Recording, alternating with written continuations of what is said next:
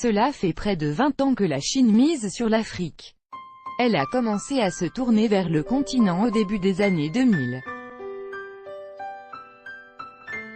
Selon le cabinet McKinsey, plus de 10 000 entreprises chinoises seraient actives aujourd'hui en Afrique et les échanges entre la Chine et l'Afrique auraient augmenté de 20% chaque année depuis. La Chine est devenue en 2009 le premier partenaire commercial de l'Afrique, dépassant les anciennes puissances coloniales. Aujourd'hui encore, l'Afrique est intégrée au principal projet économique chinois, les nouvelles routes de la soie, dont le président Xi Jinping va faire la promotion lors de cette tournée africaine. Un projet fourre-tout lancé en mai 2017, censé renforcer les échanges de la Chine avec l'Europe et l'Asie. Et l'Afrique y a sa place. Il y a une carte officielle, explique Jean-François Di Meglio, président du Centre de recherche Asia Centre. La route de la soie, NDLR, vient toucher l'Afrique à Djibouti, puis elle remonte vers le nord jusqu'à la Méditerranée, en passant par le Soudan et par l'Égypte. Il faut aussi se souvenir qu'avant le projet de la route de la soie, il y avait déjà beaucoup d'infrastructures portuaires en Afrique de l'Ouest, en Côte d'Ivoire en particulier, ou en Afrique australe. Il existait donc des choses qui peuvent être récupérées. Et s'il y a des choses nouvelles à faire, elles peuvent être incluses dans ce tracé.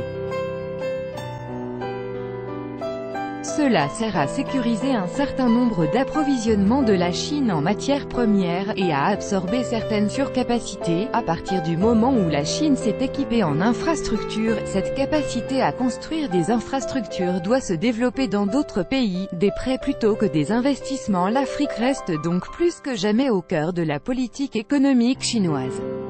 Mais si la Chine prête beaucoup, elle investit très peu, 3 à 4 milliards de dollars d'investissement par an, pour tout le continent. Alors que depuis 20 ans, la Chine a déversé plus de 140 milliards de dollars sous forme de prêts, selon l'agence Ecofin. Des prêts conditionnés à l'obtention de marchés pour ces entreprises, soit une pratique que les pays occidentaux de l'OCDE ont abandonnée. C'est un système qui est totalement défavorable aux capitales africaines dans leur grande majorité, juge Xavier O'Regan, chercheur auprès de l'Institut français de géopolitique. Si la Chine gagne des contrats, mais que, dans le même temps, elle n'investit pas ou très peu, c'est du gagnant-gagnant, mais pour la Chine, évidemment, les pays africains vont pouvoir développer leur territoire à travers ces infrastructures de communication, mais encore faut-il que ces infrastructures soient pérennisées dans le temps, qu'elles soient entretenues, que le matériel ne vieillisse pas trop vite. Résultat, l'Afrique s'endette auprès de la Chine. Pékin détient 55% de la dette extérieure du Kenya, 60% pour Djibouti, près de 70% pour le Cameroun, par exemple. Ce qui pose des questions de dépendance financière et politique. Cela ne contribue pas à améliorer l'image de la Chine en Afrique, déjà très écornée. La Chine est perçue comme peu regardante sur les questions de droits de l'homme ou sur la gouvernance des pays dans lesquels elle intervient.